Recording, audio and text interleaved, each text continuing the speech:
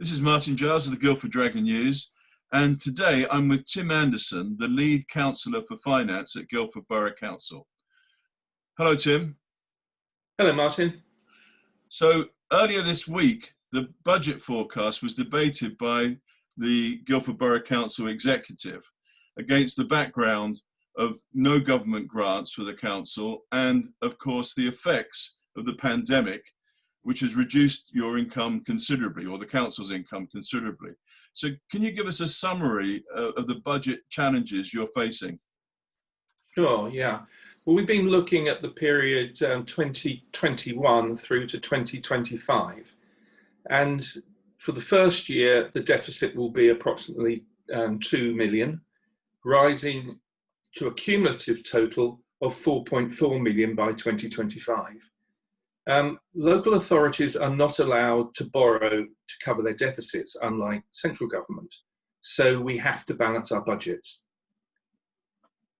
Okay, but can't you use reserves? I mean, you do have reserves, don't you? So can't you use those to plug the gap? Oh, absolutely. That's what we've done this year.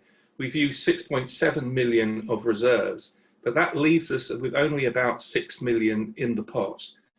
And that is dangerously low. So in the future, we're going to have to balance the books by reducing our discretionary services. Okay, so there are some responsibilities you have to carry out by statute. That's correct. What kind are they? The ones housing, licensing, planning control, and the list is quite long. It's about 10 items. There are three. And there are others where they're not statutory responsibilities, so the council decides whether to spend money on them or not. That's it in essence, isn't it? That's right. All the level of expenditure. We're not likely to close things down completely, but we're looking at where we can make savings, which will help us balance the budget. Okay, so is all the budgetary problem, has it all been created by the cost of COVID? I mean, hasn't the government contributed more money to the council because of that? Oh, absolutely. The government has given us 6.7 million for this year.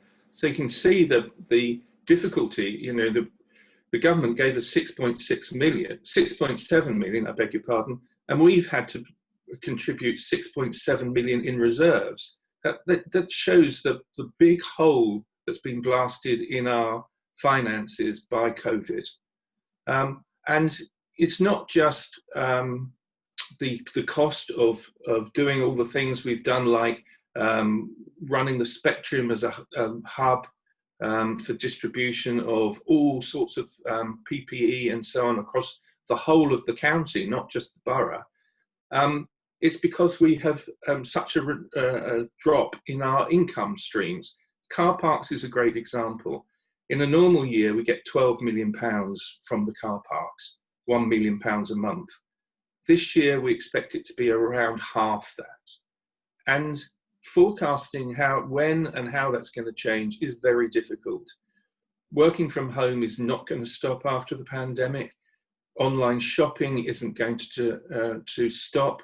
So we know that the future isn't going to be the same as the present, but forecasting is difficult, so we have to be prudent and conservative, and that's why we're going through an agonizing forecasting and budgeting process.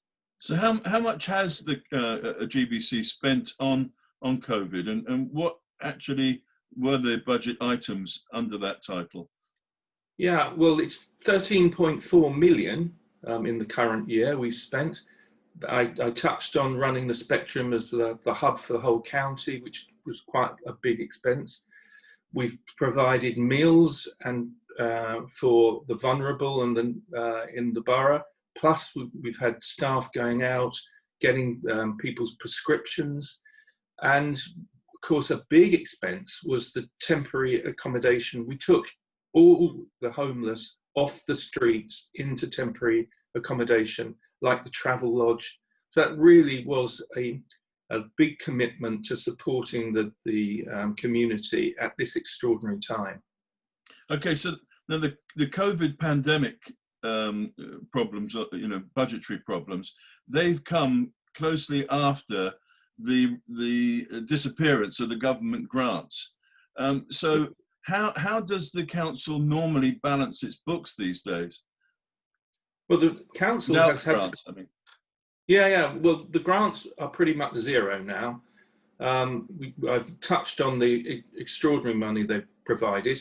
We do get 9% of Band D council tax and 5% of business rates. Because we collect all the business rates, we're often accused of keeping it all, but we actually only keep 5%. So to compensate for the reduction in grants, we have had to be more entrepreneurial. So we have a good commercial property portfolio. We own the majority of Slyfield, for instance. We have, in a normal year, the Spectrum will generate over £1 million profit. At the moment, it's costing us a lot of money to keep it going. It's a heavily loss-making. We own shops. The freehold of a lot of quite a few shops and restaurants across Guildford town. All those generate income which we use to pay for all the services that we provide. Okay, but isn't there a danger of relying on what I've heard described as sort of more entrepreneurial income streams, or such as the car parking revenue and property investments, because they can be affected by the overall economic situation, can't they? Well, you're absolutely right. It would be a lot easier for us if the government had kept paying us the grants that it used to do in previous years. But unfortunately, we're faced with the reality that they're not available anymore. And so fortunately, we have invested quite wisely. We do have some shops. We do own the freehold, for instance, of the Friary. But fortunately, a previous administration has leased that to an institution. So we don't carry the risk of shops being empty in the Friary. We just get a rent on our freehold. The property portfolio is pretty much holding up 100%. But in other areas, you know, the council rents, the drop in normally we get about from memory about 98%, only about 2% of council house rents aren't paid. But now it's rising to between 3 and 5%, and it's just a reflection of the economic circumstances of some of the tenants. And obviously, we have to look compassionately at their position, and so to some extent we have to take the loss of income on the chin, at least in the short term. Yeah, so it's interesting, you have tipped your hat there at the wise decisions taken by previous administrations in their investments.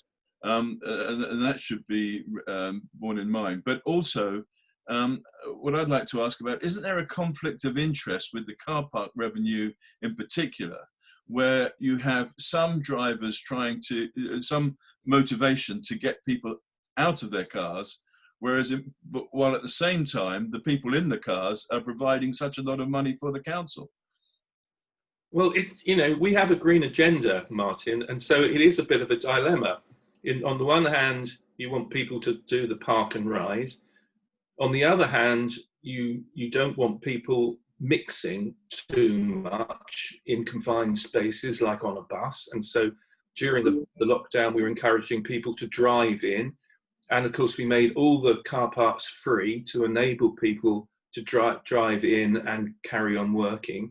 And yet we have a green agenda, which is to reduce the amount of people driving to the centre of Guildford. And then we have a dilemma again, that they're a very good income source. As I said, about £1 million a year.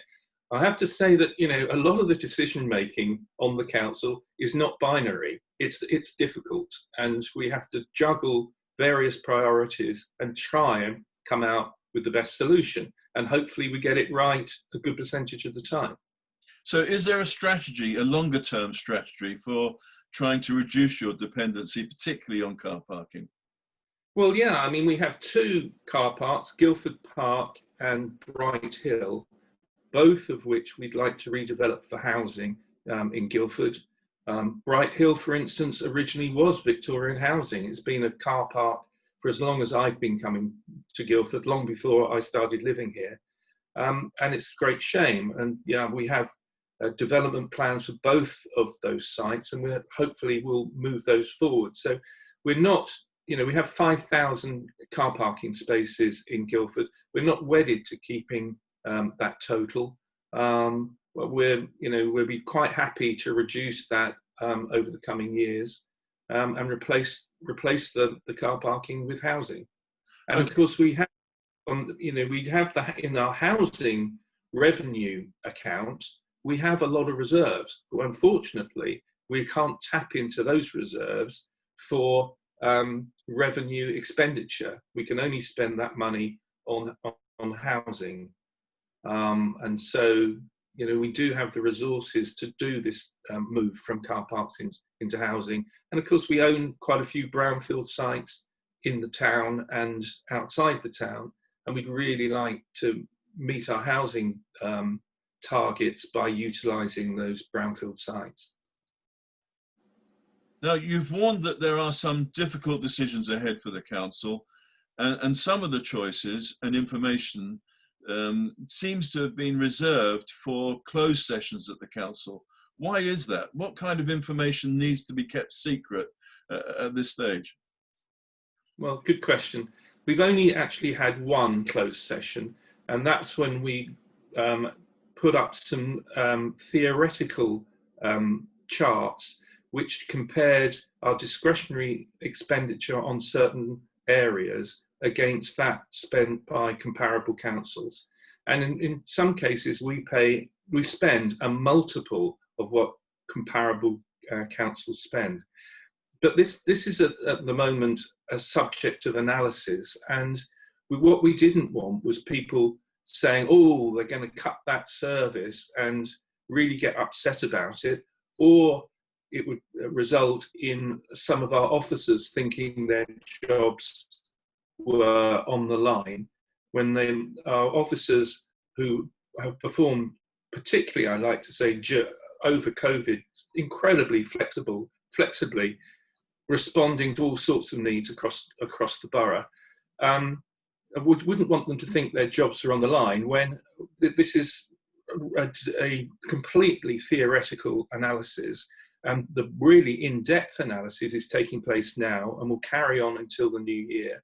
And then we'll be very happy to make it public to everybody which services we want to reduce.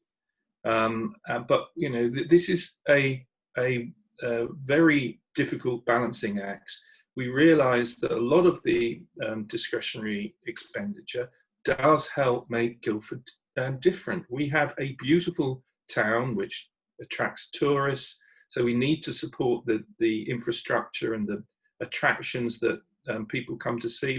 There's a whole lot of different priorities that we have to balance to make sure we make a sensible decision on where reductions in spending can be sensibly done. We're not taking a wrecking ball to Guildford.